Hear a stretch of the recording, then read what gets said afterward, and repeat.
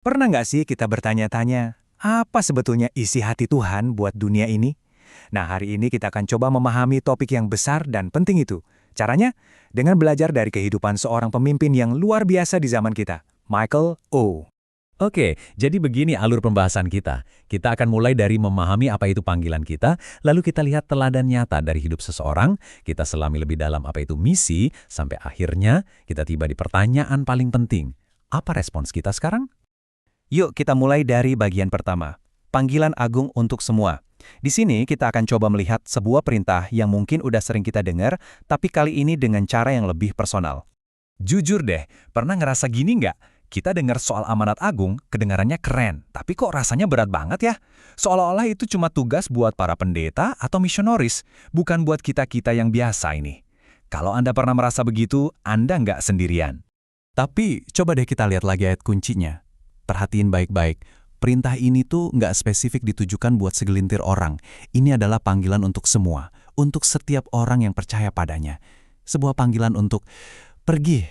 Nah, biar panggilannya ini nggak cuma jadi teori, yuk kita belajar dari seseorang yang hidupnya benar-benar diubahkan oleh perintah ini. Namanya Michael O. Coba bayangin, Michael O ini lahir di keluarga Korea, besar di Amerika, punya kesempatan besar buat meraih apa yang dunia sebut sukses. Tapi, dia membuat sebuah pilihan yang radikal. Dia meninggalkan semua kenyamanan dan karir yang menjanjikan demi menjawab satu hal, panggilan misi dari Tuhan. Jadi pelajaran iman pertama yang bisa kita petik dari hidupnya tuh ini. Penting banget. Tuhan itu nggak memanggil kita untuk hidup enak-enakan dan nyaman aja. Tapi dia memanggil kita untuk hidup yang punya makna abadi.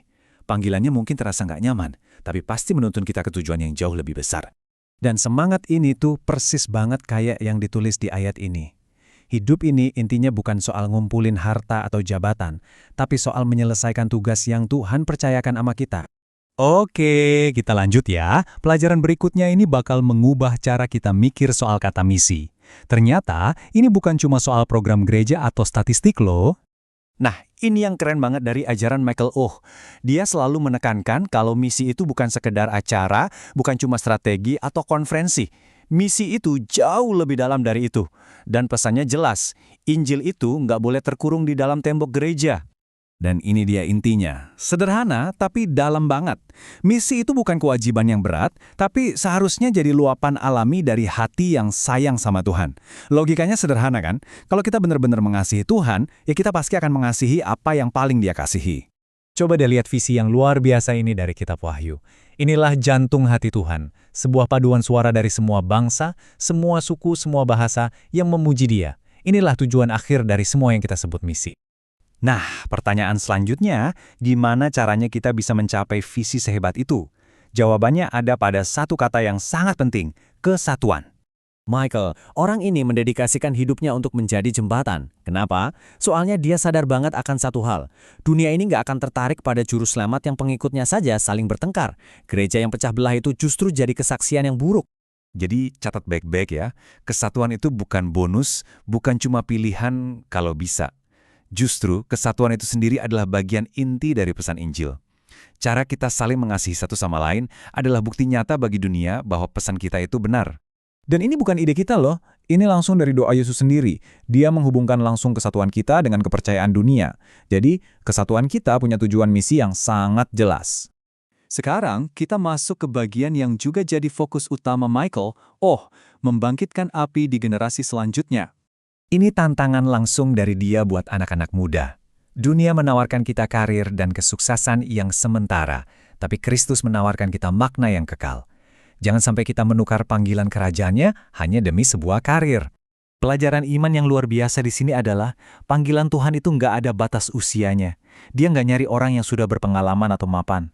Dia cuma cari hati yang mau, yang bersedia, di sini dan saat ini juga. Ketaatan itu dimulainya sekarang. Oke, setelah semua pelajaran ini, sekarang kita sampai di bagian paling penting. Ujung-ujungnya, semua pembahasan ini kembali ke kita masing-masing. Panggilan ini sekarang tertuju pada Anda. Yuk, kita ingat-ingat lagi peringatan penting ini. Gereja itu bukan klub eksklusif yang ada buat kenyamanan kita doang. Kita ada untuk sebuah misi. Kita ada untuk dunia di luar sana yang butuh Kristus. Jadi setelah semua ini, rasanya pertanyaannya udah nggak relevan lagi. Kita nggak perlu lagi bertanya, Tuhan, apakah aku ini dipanggil? Jawabannya sudah jelas, ya, kita semua dipanggil.